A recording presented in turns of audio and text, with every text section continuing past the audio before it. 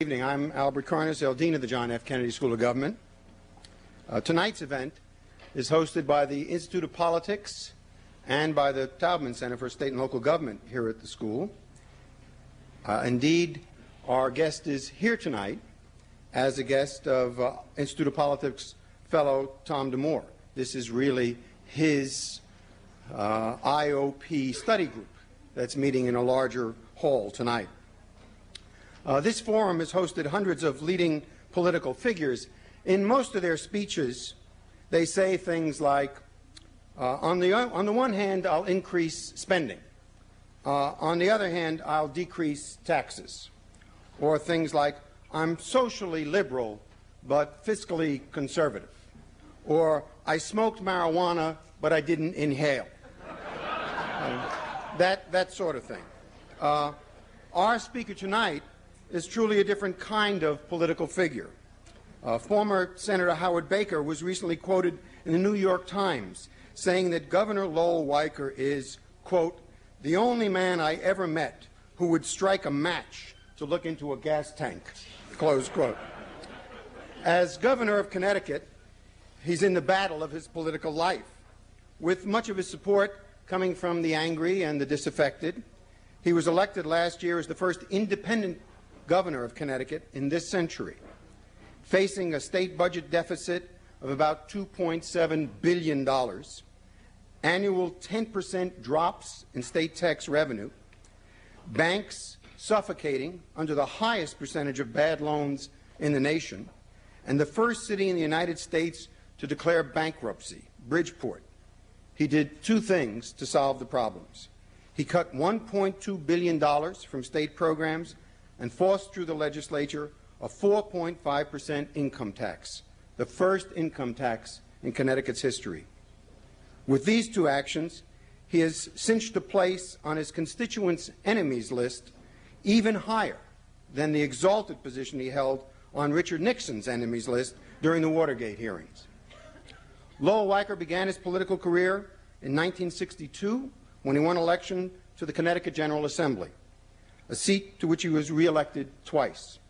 In 1968, he was elected to the U.S. House of Representatives. He was subsequently elected to the United States Senate in 1970, 1976, and 1982. In 1973, Lowell Weicker was appointed to the Senate Watergate Committee. He grew in national prominence as a legislator with a conscience.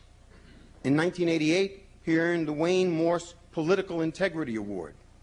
As chairman and later ranking Republican member of the Senate Appropriations Subcommittee that funded health and education programs, he was able to block many of the cuts proposed by the administration at that time. He authored laws to protect the rights of the disabled and the homeless and protect small businesses. When he lost the Senate seat in 1988, it was to an opponent who campaigned as being both to the right and to the left of Lowell Weicker. A graduate of Yale University, which is a small school in southern Connecticut, and the Virginia School of Law, ladies and gentlemen, join me in welcoming the very independent Governor, Lowell Weicker.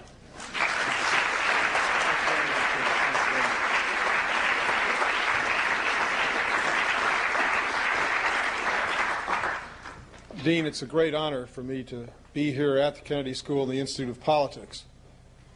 And I can assure you that there's a lot to be learned here. My problem was I came here to learn after my defeat. Maybe I should have been here earlier on. I'd like to just say before I get into the content of my speech, and then we're going to have time to go back and forth as you will, that these comments I wrote several days ago. And I want to assure you that they do not apply to either the parties or candidates that are out there now trying to earn the nomination to be President of the United States, either pro or con. And I think I have to make that editorial comment at the outset, because I'm sure there are those that will read into this whatever they want to as it applies to their particular candidate. But first, I want to pay a very special tribute to a very close friend and one of your professors. They say there are no indispensable people in politics, but I know that there are those that make all the difference. And one such person is here tonight. It's my friend and former campaign manager and chief of staff, now your university fellow, Tom DeMoor. Tom represents the very best that politics has to offer. And whether he was managing the campaign of this independent candidate or helping our new administration put together the coalition that made our first year as governor a success, he's done his work with integrity and belief in the fundamental goodness of people and the process. You know, politics gets a dirty rap, but here is one of its very shining lights. Tom?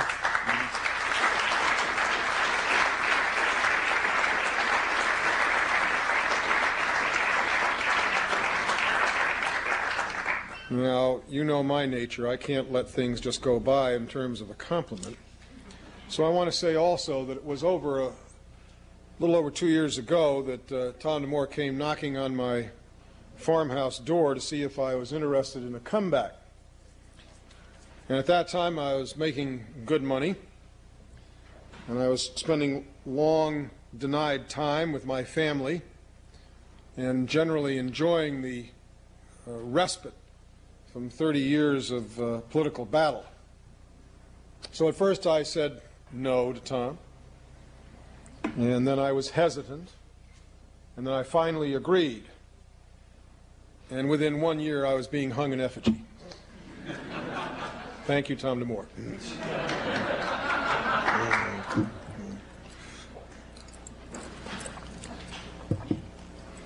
On the day I took office, Connecticut faced a projected deficit of $2.4 billion. Now, mind you, our budget is roughly, and was at that time, a $7 billion budget. So that'll give you an idea of the deficit. It represented a third of the entire state budget, the largest deficit proportionally of any of the 50 states in the Union.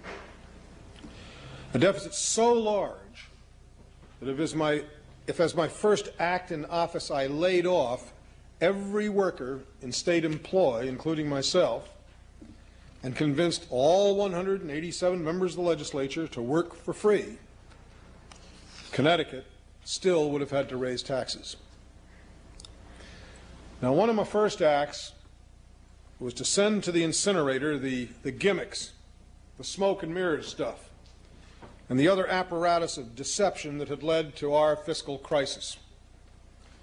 Instead of hiding the truth to preserve a certain level of comfort, we resolved government would tell the truth to the people and attempt to fix the problems for the long term rather than for the next election. The budget package we put forth, as was alluded to by the Dean, contained $1.2 billion in spending cuts, and I might add cuts which I do not boast about because I know the pain they represent, but cuts that were nevertheless necessary to get our finances under control. Those cuts, people ask me, what was the toughest decision you had to make? It wasn't the income tax. That was a no-brainer. It was the cuts. They flew in the face of an entire senatorial and congressional career that had stood up for the frailest of our citizens in this nation. But I knew if we were to get an entire package through, it had to be perceived as being fair. Maybe a less of a hit to the frailest elements, but nevertheless, everybody had to participate in the recovery. The cuts were the toughest part then, as indeed they are now in my new budget. On the revenue side, we increased taxes by over $1 billion, including the implementation of a personal income-based tax. I had not sought an income tax, but after reviewing the options, I was convinced it was the only choice that provided fairness and stability. And I have to say to you, it was never the dollar amounts so much that were involved there as the consistency of that revenue engine. Connecticut had been subject to the peaks and the valleys, if you will, of a sales-based tax. In good times, great, bad times, bad. And there was never any saving during the good times. And so we had little to contend with in the bad times.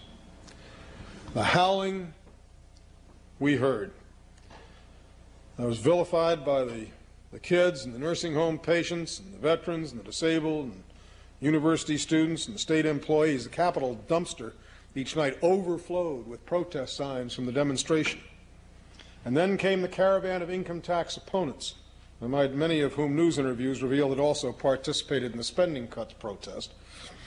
40,000 strong gathered on the Capitol lawn. I received word just before I came in here this evening that our city of West Haven in the state of Connecticut might be having difficulties and needs possibly the assistance of the state. But this proves the little point that I made in the speech before what happened this evening. I had the mayor and all of the candidates from West Haven on my lawn last year condemning the income tax. Guess who now has to come to the side of West Haven with money to help them? Obviously, the state of Connecticut with the revenues that it has by virtue of that tax. I was hung in effigy, spat upon, and in one cartoon, I'm going to kill the speechwriter for putting this in here, and in one cartoon that was pasted on the walls was compared to Saddam Hussein. The cartoon had Hussein questioning his mirror, mirror, mirror on the wall, who's the most hated man of all? And the next frame had a shocked Hussein demanding of the mirror, who the hell's Lowell Weicker?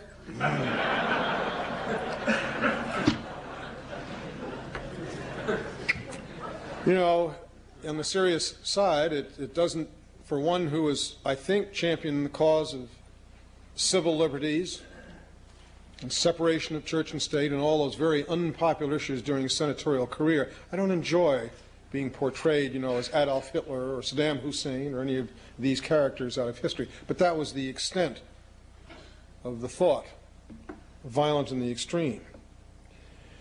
But I understood the people's anger and their frustration, and I didn't take that vituperation personally, because that's what a governor is for, to decide and to take the heat for decision.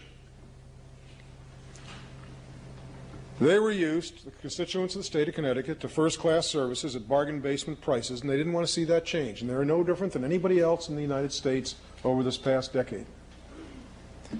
And for years they'd been told not to worry, keep on with the free spending ways, but now, unfortunately, the markers were being called in.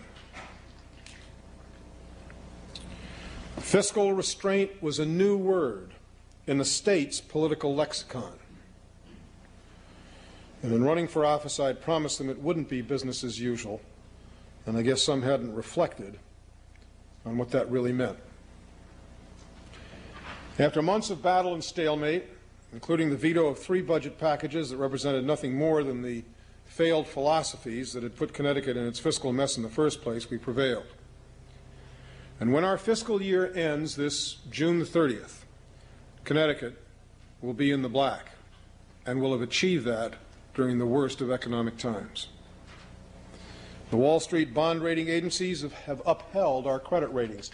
For all the vituperation and the bad words, I finally received my reward about 3 weeks ago when on the same day the debt ratings of IBM went down 2 notches and the state of Connecticut was given its high ratings.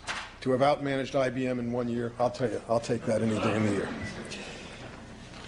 But those bond ratings were key to the state of Connecticut, because indeed it saves us millions, hundreds of millions of dollars in persisting in the fiscal smoke and mirrors, which would leave us on an unsteady fiscal course. Our tax structure is providing a stable stream of revenue, and for the first time in years, business is being encouraged to expand and locate in Connecticut instead of being chased out with the most punitive business taxes in the nation. Connecticut has returned from the abyss. In 1991, we reformed the revenue side of our budget. And this year, we're putting forth sweeping structural change on the spending side to bring back to earth the explosive formula-dictated spending engines, those engines that relate to aid to various groups within the state, the cost of living adjustments, those engines that never turn off, good times or bad. Whereas in a business, certainly you have to adjudicate according to the times and to the business what it is you can or can't do. It does no good to go ahead and get the revenue side taken care of unless you also tend to the spending side. In real dollars, and let me make this come real to you, in real dollars, the budget of the state of Connecticut is roughly $300 million more this year than it was last year.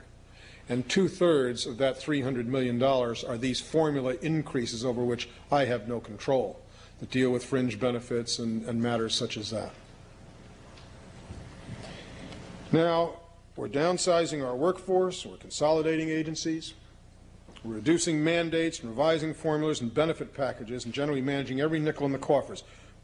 Connecticut's learned its lesson. We can't spend what we don't have. Now, I want to make the point, since this is on the budget, and then later we'll shift into the area of politics, this matter of no free lunch.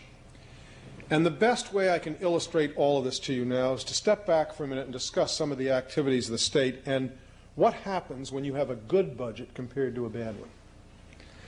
One of the saddest commentaries on past spending habits is the growing portion of the budget that we've got to spend on prisons. This year we'll spend $72 million more than last year. This is at a time when everybody is literally zero-based or reduced. Connecticut has spent huge sums on massive prison building program that, when completed, will leave us more beds short than when the program started. We're paying an exorbitant price in construction and personnel costs for our failure to invest on the front end in education, health care, substance abuse, job training, and other programs that make a difference in individual lives. And in this, we only emulate national priorities. Now that, ladies and gentlemen, is what a balanced budget is about. It enables you to make the right upfront choices without going from hand to mouth and saying, I'll pay the bill at the end, because the bill at the end is what we can no longer afford as a nation or as a state. But that money can only be put up front if you're in the black. Otherwise, you have to satisfy yourself with second best, the hand to mouth. Let me give you another example. Connecticut is a small state. We don't have large urban areas on the scale of New York or Los Angeles.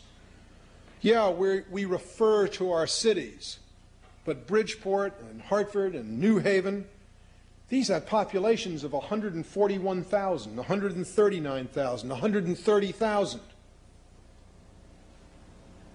And yet they are replete with the abject misery in every form that exists in all the other American cities. But the question has to be raised, why can't you do something about it? These are areas we should be able to manage, but we have not, both through failure to invest when we had the money and inability to invest when our finances were in the red. And whereas the state of Connecticut has been put on its feet, or is rapidly running toward that direction, I can assure you in the next budget we're going to take those cities head on, and we're going to put them back on their feet as they should be. Now, a state without the resources to pay on the front end will always pay more on the back end. And that's one of the reasons fiscal stability is so essential, and that's why the Connecticut budget contains much good news. Because we secured our financial base in last year's budget, we're in a position in this year's budget to make upfront investments. Let me give you some ideas of what you can do up front, because I'm trying to take this very much out of the air. You mentioned the word budget. The eyes glass over. People think I just don't want to get into all that mathematical and financial stuff. But that's what gives us the ability to impact upon lives, that, quote, budget. And it's my idea to make it come alive. We do have a small increase, because we're able to do so in the school-based health clinics, which provide needy school children with access to medical care and screening, counseling, health education, and special services. Direct services, never mind just the health education, but direct services to our children. Now, believe me, when we live in this world of of drugs and of AIDS and of malnutrition and all the rest of it. That has to go directly to our children. And I think you'd rather have it that way in terms of the tab you have to pay downstream when they don't get that information. That's in this budget. We couldn't have done that last year. Or the Head Start program, which prepares children and their families for school. We couldn't have done that last year in terms of increased funding. Or the Birth to 3 program, an early intervention program for disabled infants and toddlers, which prepares these special youngsters for fuller lives. We know the state of the art as far as the disabled is concerned. I have a 13-year-old Downs child, and you're not going to have to worry about him as taxpayers. Sonny Weiker's going to get out there, and he's going to be earning his own living, living by himself instead of sitting in an institution, the most expensive stop on the line. And the state of the art is education birth to 3, never mind beyond that, which was the original 94-142. So why are we denying that state of the art to the disabled? It has nothing to do whether it works. We know it works. But we drain the well dry so that we can't even deliver on the state of the art that we as a society have developed. All these programs represent carefully chosen investments that are going to improve lives and spare us much larger social bills in the future years. And they represent a new philosophy in Connecticut, a philosophy made possible only by our sound fiscal underpinnings. And not only are we able to take steps to help our kids, but we're moving actively to address our most serious present condition, unemployment. Here's a state that had the lowest employment in the area, and we're well over 7% at the present time. Fortunately, just in the nick of time, the state itself is able to do something about that. Not waiting on a rising tide to lift all ships or the federal government or the region, but to invest directly in the corporations of our state, both as to expansion and bringing new jobs to the state of Connecticut. We were able to propose a job creation package that by eliminating the corporate tax surcharge and providing property tax assistance to manufacturers in distressed areas, encouraging the development of new technology, is reversing our anti-business posture of the last decade and encouraging business to keep their doors open to expand within our borders. Like the rest of the northeastern states, we have a credit crunch. That's had a vice-like grip not just on the region but on Connecticut, and we're providing loan guarantees through our new Connecticut Works Job Fund program. Now, this is unique in the nation. These guarantees will leverage a minimum of $1 billion in new bank lending to credit-starved Connecticut business, who, though having solid credit histories, have been unable to obtain loans due to tightened regulation. The Federal Deposit Insurance Corporation, in a unique move, which underscores their respect for our newfound fiscal stability, has agreed to accept our loan guarantees in lieu of bank reserves on classified loans, enabling us to boost credit, jobs, and business confidence in the state. This is the most dramatic step taken anywhere in the nation to break the credit crunch. Just last week, in a one-day session, Connecticut Development Authority approved 31 loans to companies in 22 of our towns. It's going to help retain 4,000 existing jobs and create an estimated 1,100 new jobs. Now, none of this would have been possible had we not made the difficult decisions last year to restore our financial integrity. And instead of wringing our hands and waiting for help from on high, we're shaping our own destiny. And if people ask what a balanced budget means to us in Connecticut, a balanced budget means jobs. It means education, it means health care and opportunity. Budgets are not bland documents. They are the life of a people. And there is a lesson for the nation in what Connecticut has accomplished. Our federal financial situation is a disaster. For decades, just like Connecticut, we refused to pay for the real cost of running the country and have chosen instead to saddle our children with numbing debt. Take the arms race. That alone nearly bankrupted the country. You know, I compare the result of what's recently occurred to the battle between the superpowers to a simultaneous knockout. The only difference between the U.S. and the former Soviet Union is we got to our feet before the final 10 count. And we're still woozy, and I don't think we're necessarily seeing it straight. But that's how close it was for this nation. In February, I attended the National Governors Conference in Washington, D.C., and President Bush had Bob Strauss, our envoy to the Soviet Union, address the governors. And the subject matter of his comments was the assistance which had to be forthcoming to these recovering nations in Eastern Europe. And he apprisingly said, I don't know if the bill is going to be $100 or $100 billion, but when that time comes and the administration pinpoints it, we certainly hope you'll assist us in getting this through the American people. And I think it was a great speech. I think democracy certainly is a worthy cause, but the only question that I have to ask is, with what money will the federal government capitalize on the failure of communism? You've achieved the victory, and what can you do about it? Nothing, because the money isn't there. You want to know about taking advantage of opportunity and the reason why you stay in the black? I've given you one on the national sins. And when I hear candidates, for example, speak about their plans to solve the health care crisis, I have to wonder, where's the money coming from? Today, the federal government gives only a paltry amount to research and preventive care. And we know that those are the two most effective ways of lowering health care costs. I'm not interested in a debate how you're going to pay the bill. I want to know how you're going to lower health care costs. And I can tell you how you're going to lower health care costs. By making more money available to research for cure, and by more money to preventative health care, such as that school-based health clinic I told you about, so that our people don't get sick. But you know what the problem with all that is? That's upfront money, isn't it?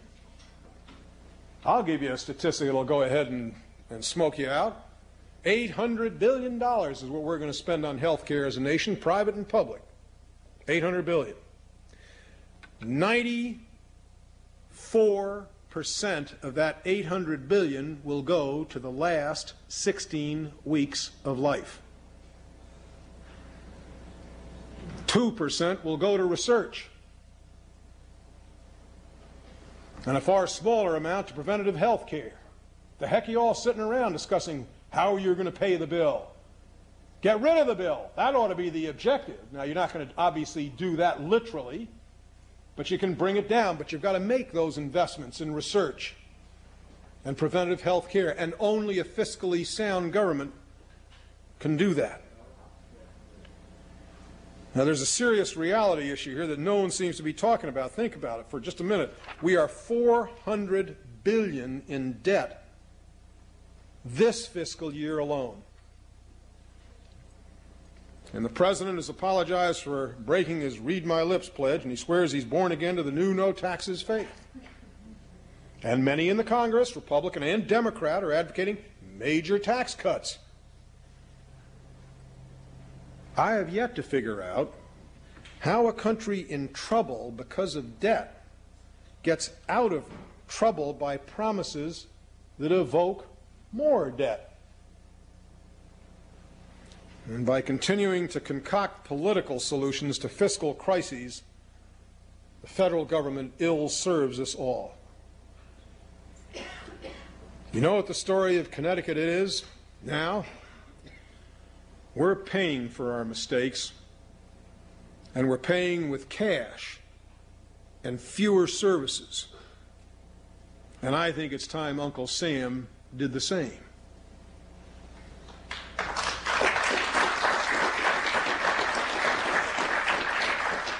The day of the free lunch is over. It's time for responsibility to take over. And now you'll notice the transition from budgets into what I've had on my heart for a long time.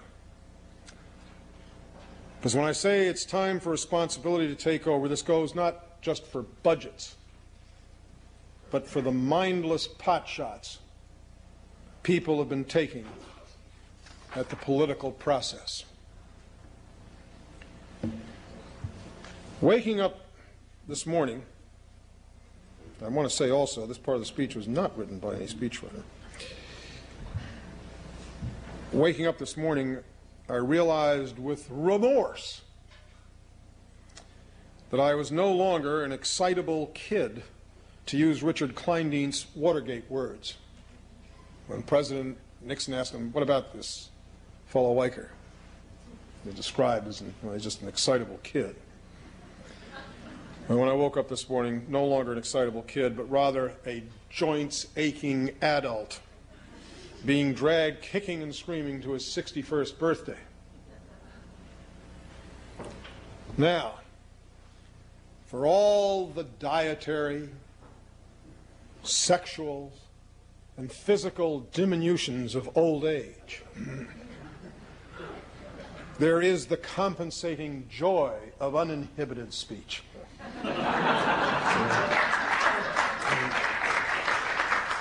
And this evening I tend to avail myself of the license granted to maturity for some blunt talk. Almost one half of my 60 years has been spent in elective office. First selectman, state representative, U.S. congressman, United States senator, and now governor. I might add the remaining position has been sought after, although not attained. I ran for the presidency in 1980 for 2 months. I realized Ronald Reagan was going to win. However, I'm even familiar with that position since I've known 5 presidents, and I've enjoyed varying degrees of access to the White House. In other words, I've been through all the chairs. And as much as I'd like to be a kid, I'm not, excitable or otherwise. I'm on active duty at the close of a career. Tonight, I'm going to respond to those who, in ever-increasing volume, are trashing the greatest constitutional government and election system the world has ever known. Their senseless destruction of politics in America, for whatever reason, entertainment, ignorance, ambition, hate, has managed to paralyze government and decimate the ranks of those willing to serve. And what we'll be left with is a neutered automatic pilot structured for amusement rather than problem solving. I'm here tonight to speak for the intellectual genius that is our constitutional democracy, and for the genius of character that belongs to 99% of its participants. You know, since my earliest days in politics, I've heard the all politicians are crooks, all politicians are sex maniacs, all politicians are inept. I've heard that patter. And rather than submit, I've always countered with, well, this is a representative democracy, isn't it? And just like you, most of the listeners laugh because it puts a baseless charge into a silly context. We presume the personal goodness of each other just as surely as our legal innocence. And that, taken with the Ben Franklin words, "In this nation the people rule," transforms slander of the system into debasement of oneself. And when all politicians are crooks, etc., is shown to be personally applicable, we laugh because we know we're not all crooks. Let me give you an example in reverse.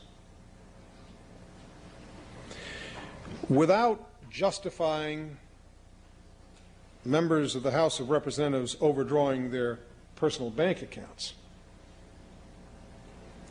how does one square that with the financial practices of 250 million Americans who have withdrawn their U.S. Treasury account by $4 trillion.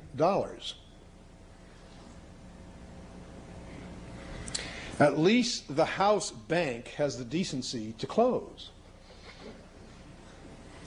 while the U.S. Treasury is still open for more free loans.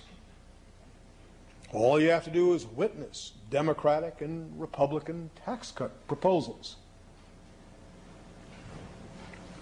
Tell me, which came first, the House chicken or the populace egg?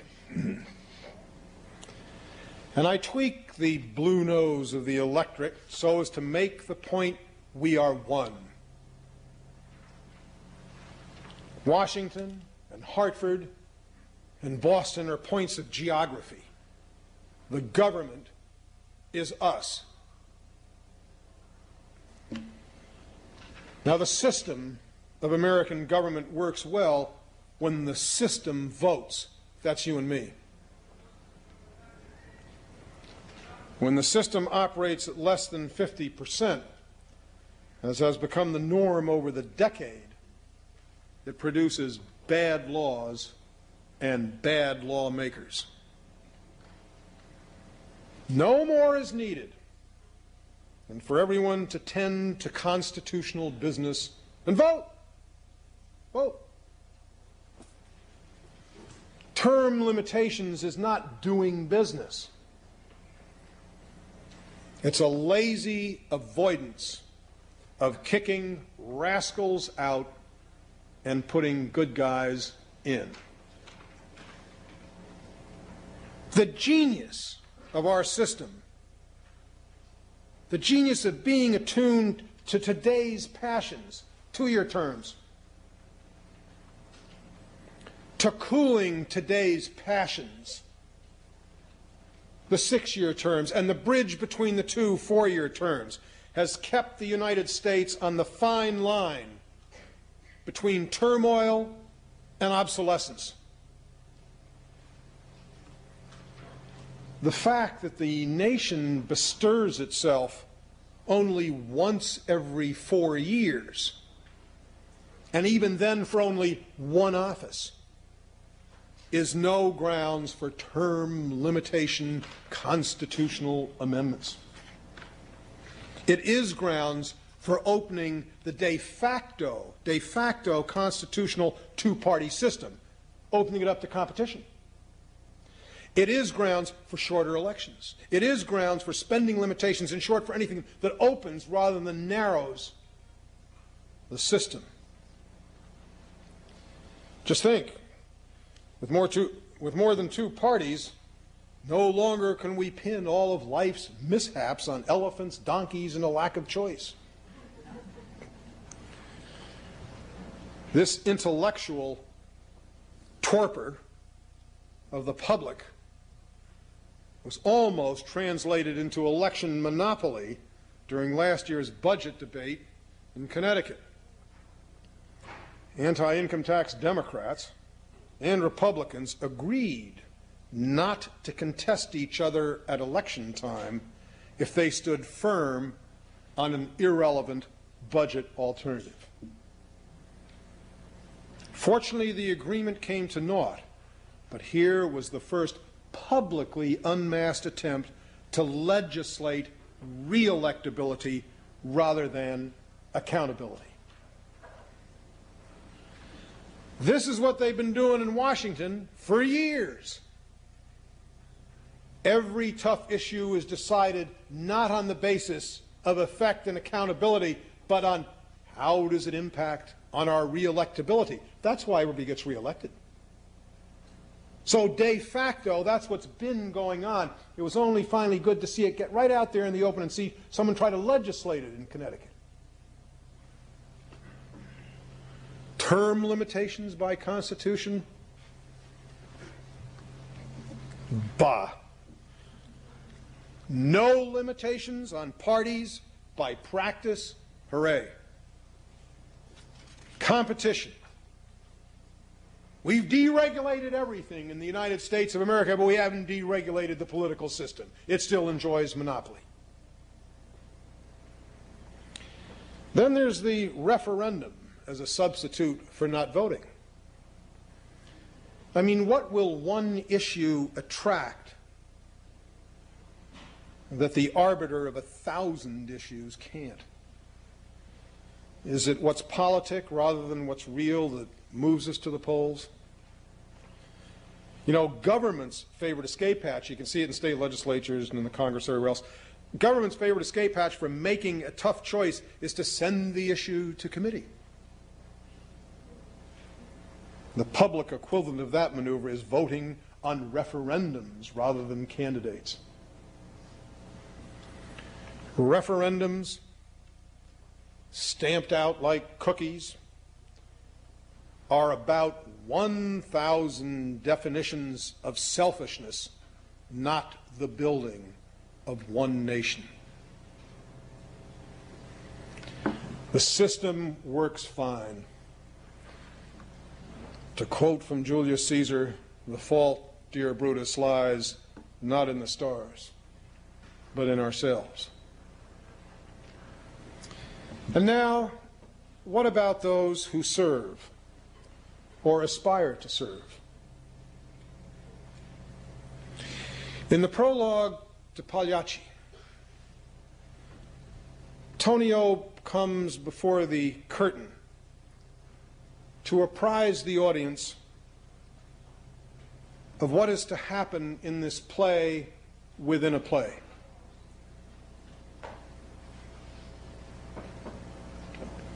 He is half made up for his performance, but still in the clothes of, or his civvies, if you will, as just a member of the human race.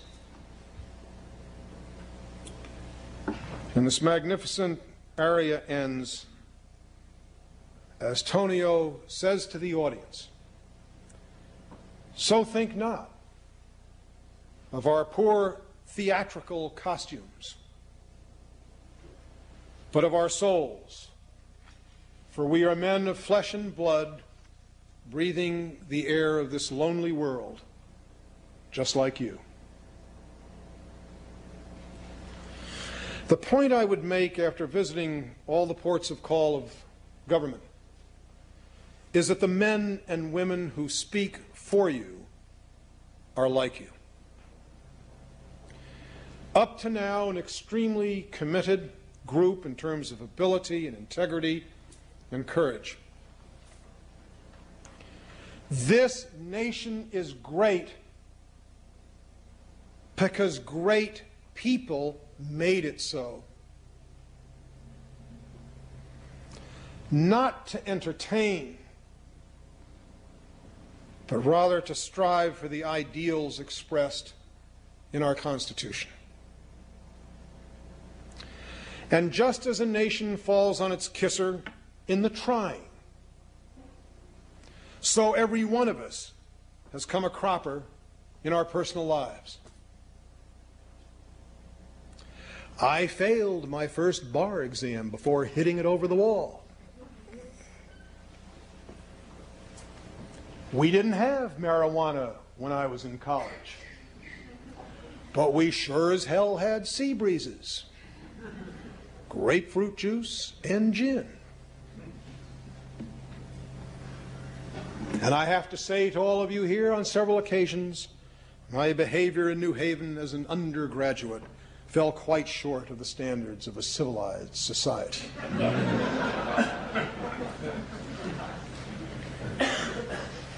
And I've had 2 marriages that didn't make it because of political preoccupation. And I'm sure I possess many other such warts. But I can point to what wasn't shortchanged: the people I've spent an adult lifetime serving. So I'll be damned if I'm going to sit back and see the nation trash the people of politics who in every sense mirror America. Whenever bones in the closet and character questions emerge at election time, I can't help but think of William Shakespeare's spirited character, Prince Hal, who becomes England's legendary Henry V. Were this man running for president, the papers and scandal sheets would be filled with photos and stories of his youthful escapades with Falstaff and the assorted rogues and rapscallions and not-so-fair maidens who frequented the Boar's Head Tavern. In a scene early in Henry V, the French Dauphin mocks the young king's youth, seriously underestimating his prowess.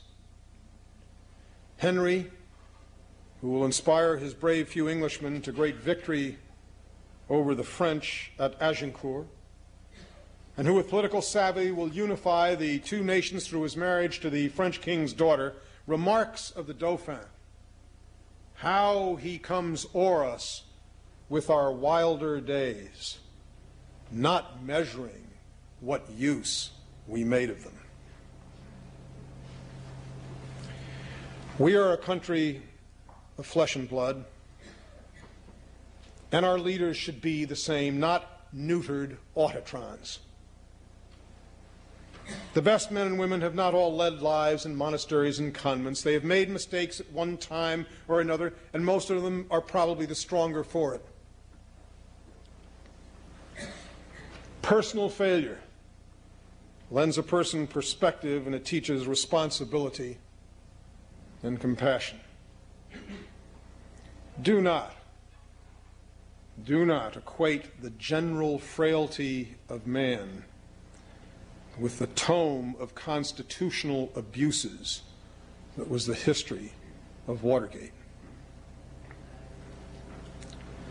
The bottom line for all of us, whether it's formulating a budget or reporting on politics or going to the voting booth, is to try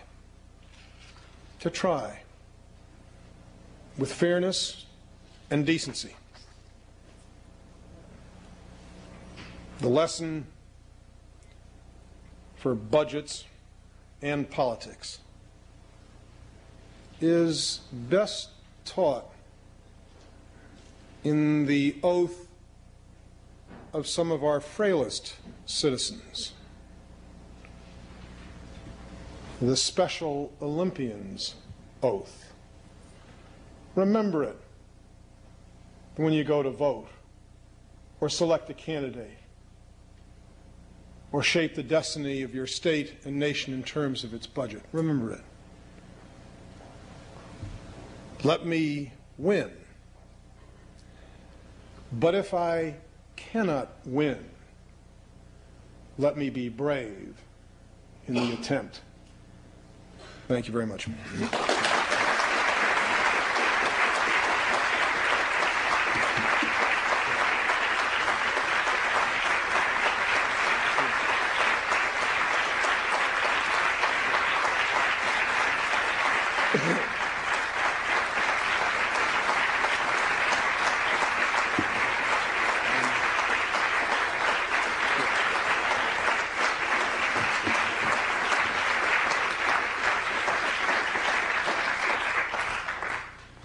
Thank you, Governor. I think you've left them speechless for a little while. Let them recover.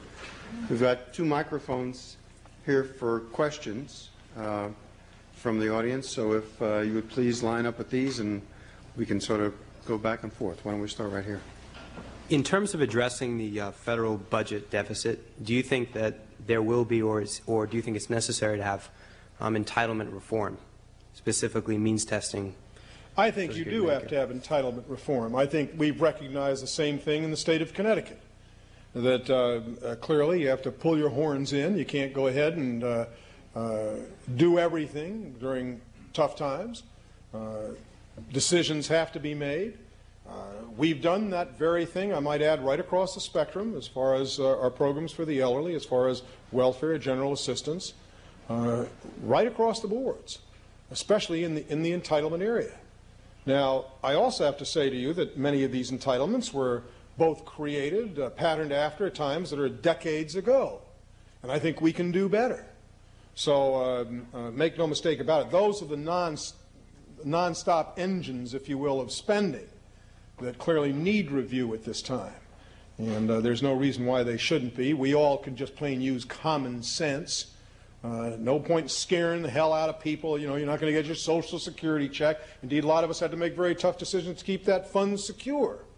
So we're not talking about those things that impact to that degree on the citizenry, but other matters which clearly have to be addressed in terms of, as I said before, welfare, in terms of other matters, yeah, you've got to have entitlement reform. We've done, in effect, that very thing in the state of Connecticut. Yep. Yes, sir. Several years ago, when I was still a resident of Connecticut, I wrote you and recommended, when I became convinced that Republicans like you were not any longer fitting in the National Party, I wrote and asked you why you didn't change to Democrat. I didn't get a reply from you on that subject. I did on others. But obviously, in the last couple of years, you've begun to show me somewhat of your answer. And I'm curious, you implied that competition, you said, but maybe independent third party might be a solution to our national problem. I'm curious, would you talk a little bit more about that? But then another question. Along with that, you mentioned what to me is one of the worst things about our present population, which is the lack of interest in the national elections, less than 50%. You encouraged us to think about voting once every 4 years. To me, I don't think that's enough. I tried to make that point, that it isn't enough. Okay. Would you talk a little bit more about how you see that? I could not agree with you more. As I said, this nation totally focuses on presidential elections. It's only one office. It only happens every 4 years. In the meantime, the participation, and you can just about start at the ground up, in local elections is the least of all. Then you move to the state legislature a little bit more, then a little bit more of the senators and congressmen. But these are the ones that impact most on everybody's life. And clearly this preoccupation with presidential elections, I'm just telling you, in a very pragmatic way, as one that understands the system, it's an important office, but no more important than the Congress of the United States or the state legislature here in Hartford or Boston or the city council or whatever. Or the town. And as a matter of fact, the decisions that impact most on your lives are made at the local level. No question about it. Now, the matter of competition and independence. I don't see how, or I just don't see how you shape up the policies and the personnel of either of the two major parties unless you get some competition on the field. They're not going to do it by themselves. They haven't. They're not. And as I told you, de facto, there's continual agreement on every tough issue. The Democrats, I'll tell you what their policy has been during the Reagan years. Most Republicans think I'm always tough on Ronald Reagan, so I might as well be tough on the Democrats for a minute. They've been lying in the weeds, hoping that both Reagan and Bush will stumble, and that's the way they're going to get in. They haven't contested the ideas, many of which have been wrong, of these Republican administrations, just lying there in the weeds, hoping something will screw up.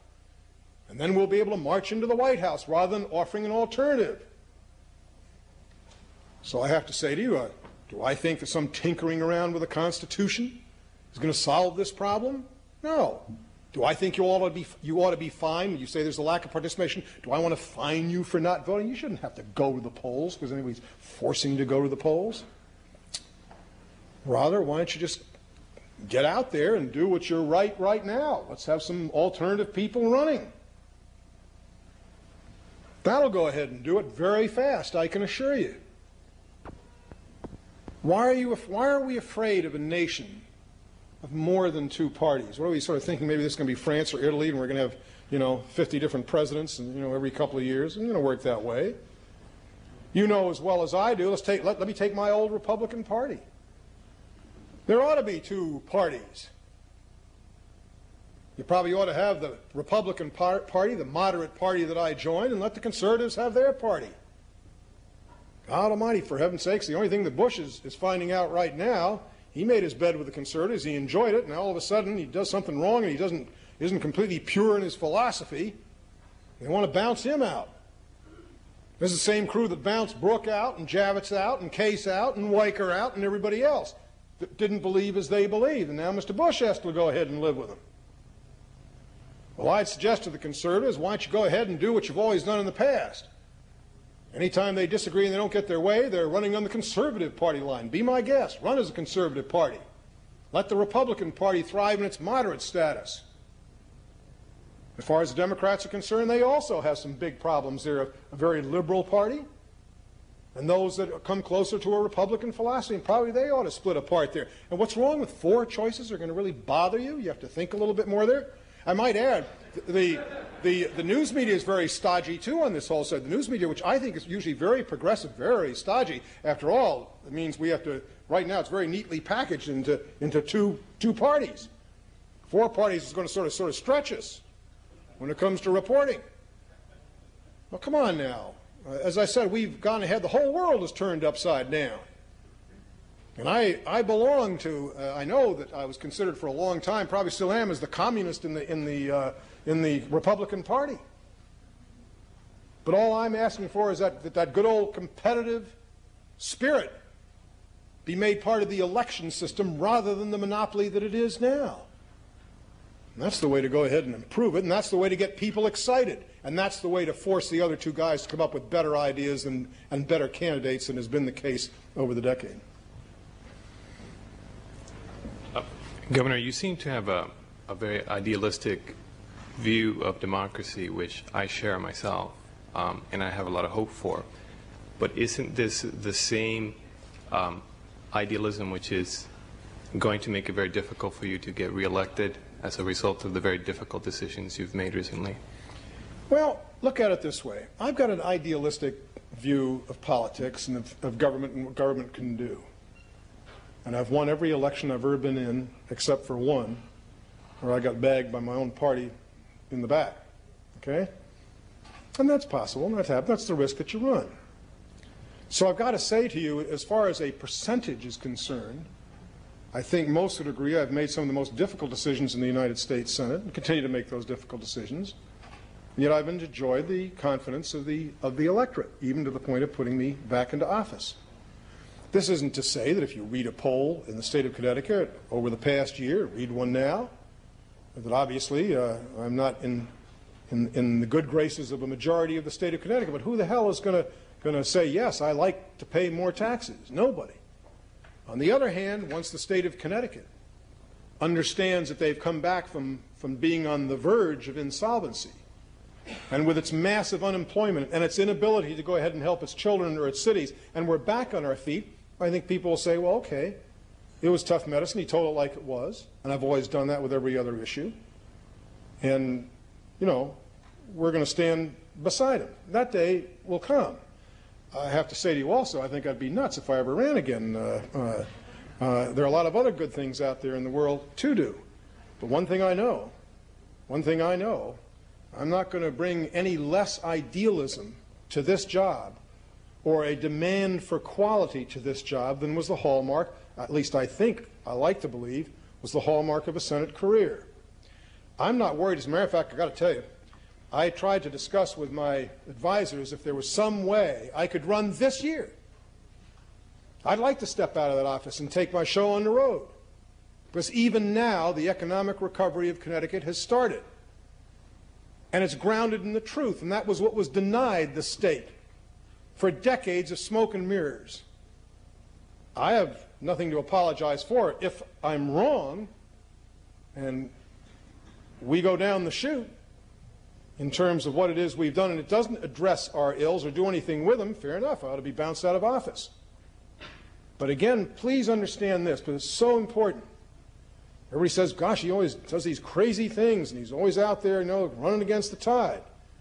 One election out of I don't know how many primaries and elections. One election I lost. So I don't think I've misgauged the people of my own state. I think they're honest, and I think they want vision, and sometimes they, get a little hassled, and that's fair enough. But again, I think I'm very representative of them. Governor, you are unconventional. I guess all the pundits say that. But being an independent governor and having led a very successful and very skillful career in politics, particularly in Washington, having solved many of the problems, as you mentioned tonight, in the state of Connecticut, would you consider now being a vice presidential candidate with another fiercely independent guy from Texas, namely Ross Perot? I got my hands full. And I've got to say to you that I admire him for getting into the race, and I admire there are other independent candidates out there, all of them. I'm not here to go ahead and comment on any of them, or indeed the party candidates of the Democratic or Republican Party. For myself, I said exactly what it was that I was going to do 2 years ago. I came home to Connecticut to practice the profession that I love more than anything else in the world. I always loved the Senate. I never loved Washington, D.C. And so it was always a tough role for me to play. And just the minute the Senate rang its bell, I was back home. Well, I'm home to stay. And as far as I'm concerned, there doesn't seem to be a general consensus that the capital of the United States is going to Hartford. Governor, as a Connecticut resident from the southeastern part of the state, what do you feel is our future beyond General Dynamics for that part of the state economically and as far as industry? The southeastern portion of Connecticut has been involved with a recession, as you know, for a decade or more. It's the poorest part of the state. For all that we have in terms of electric boat, and obviously we have Pfizer there, also a successful enterprise, the rest of that region of the state has always been denied business and jobs. The infrastructure has been neglected, and there's been no attempt to bring other business into southeastern Connecticut. Now, there's a great deal of skilled help available in a variety of ways. And I might add the recent expansion of Pfizer, I think, gives an indication as to where the future lies in terms of both pharmaceutical, biotech, these types of industry. I think we all understand that electric boat will always be in business, obviously with a far lesser defense business. But more importantly than that is not to go ahead and just concentrate on what it is that can emanate from that very excellent company, but to bring new business to southeastern Connecticut. And we're very much in the process of doing that right now. And also improving its infrastructure so that it is attractive to business. You should also know that one of the tax breaks, and this is what a government can do, specific tax breaks that related to computer services, is geared to the fact that Electric Boat spun off its computer division. That's now a private enterprise, and it employs a substantial number of people in Norwich. And we've gone ahead and seen to it the state does not tax that kind of a business. It's one of only 2 states in the nation to do so that it will stay in the area and expand in the area. We'll do 2 more, one here and the one there. Hi. In this century, there have been several attempts to get a third party started, and they've all failed.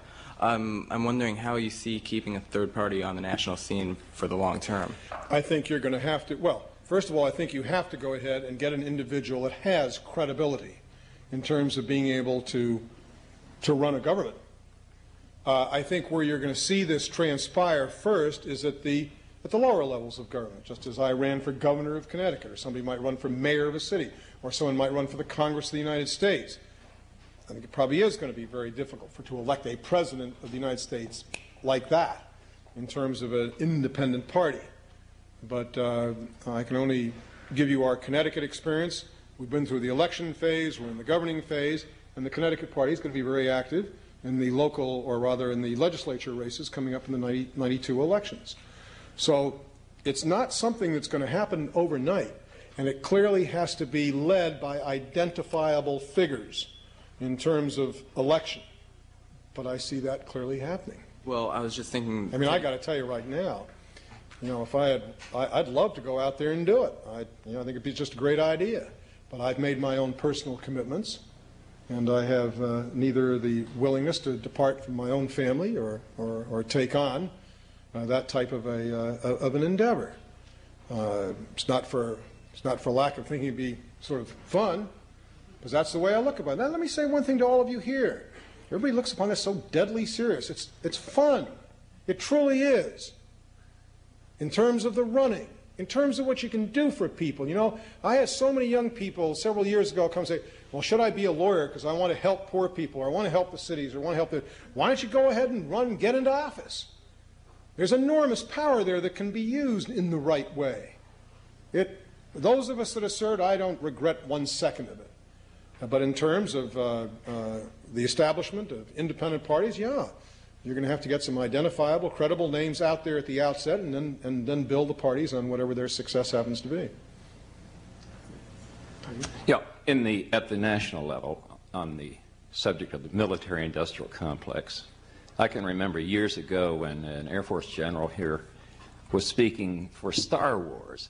Now we're still spending God knows how much money on Star Wars and related military-industrial projects. Why in the world, in this past year, when there's many counterindications, are we still putting so much money into the military? Well, again, you're transitioning, and I think that obviously isn't something that happens overnight. But clearly there's a pullback. Believe me, all you have to do is see what's closing down in the way of contracts in the defense industry, see the shutdown in terms of the National Guard and the Reserve, and we're winding down. You're right. I mentioned right at the outset of my speech, it damn near bankrupted this country as much as it did bankrupt the Soviet Union. Now, that doesn't mean to say we're not always going to have a defense. But that went way beyond that definition in terms of the spending of the past decade. So I think it is going to wind down. Are there any last questions? I didn't want anybody to get shut out here. Can you talk about your future? I sure can. I've got to get this budget passed in the state of Connecticut. And I think we are certainly taking the first steps along that road. And I think the Connecticut State Legislature is going to act in a responsible way, and we should wind it up without any excessive time, as was the case last year. And then the state of Connecticut. Then I can turn to those things that have always drawn my attention: health care, the cities, education, and all of which I might add we're mightily restricted on in terms of what we can do. And that's what makes me so proud of my state. The fact that we've achieved this stability in the worst of times. You want to know how people spend money without any thought at all as to what the impact's going to be? Most of you read in the paper today how in the census, the state of Connecticut in the past decade is the wealthiest state in the Union. Now I'm going to tell you something those of you who don't come from Connecticut probably wouldn't believe. We are under court order for the Department of Children and Youth Services. That's our children. And we haven't taken care of them in this time when we are the wealthiest state in the Union. We are under court order in the Department of Mental Retardation. We couldn't, while we were the wealthiest state in the Union, take care of these, the frailest of our citizens. We're under court order insofar as our corrections department is concerned. And this is during good times. Good times. And my job is to make sure that we don't operate under court order, but rather we operate under the order of the people of our state and its legislature and its executive. But I think that tells a hell of a tale as to how we went awry as a state.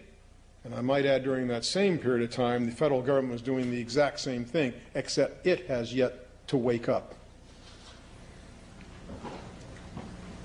Thank you. We probably better do it at this point. You'll be able to get up here and ask a question. Let me just say, to hear such idealism and optimism based on experience is rare indeed, and we're indebted to you for it. Thank you very much.